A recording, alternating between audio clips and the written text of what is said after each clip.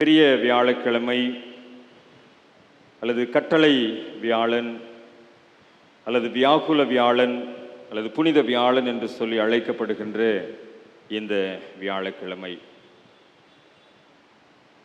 இந்த வியாழக்கிழமை தான் திருவிருந்தை ஆண்டவர் ஏற்படுத்தினுடைய தாற்பயத்தை புரிந்து கொண்டு அந்த அடிப்படையிலே நம்முடைய விசுவாசத்தை வளர்த்து கொள்வதற்கு ஆண்டவர் கொடுத்த நினைவு கூறுதலின் நாள்.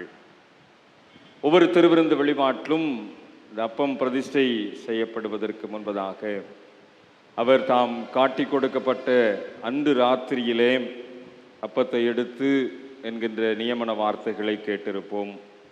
அந்த காட்டி கொடுக்கப்பட்ட அன்று ராத்திரியை நினைவு கூறுகின்ற இந்த இரவு நேரம் வரலாற்றையே மாற்றி போட்ட ஒரு இரவு என்று சொல்லலாம்.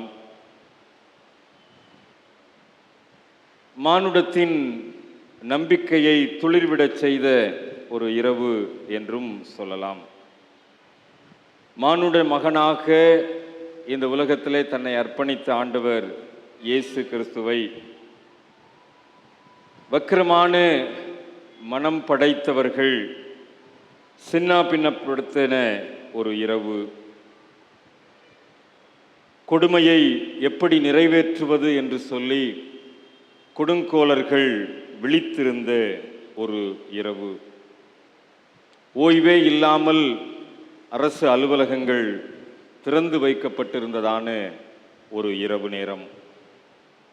ஏன் பெண் காவலர்கள் கூட இரவு முழுவதும் பணி அமர்த்தப்பட்ட கட்டாயப்படுத்தப்பட்டதான ஒரு இரவு நேரம்.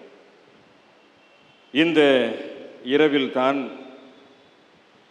மனித நேயம் மறக்கடிக்கப்பட்டு ஆண்டவர் இயேசு காட்டி கொடுக்கப்பட்டதான ஒரு சூழ்நிலை அரங்கேறிய அந்த இரவு நேரம்.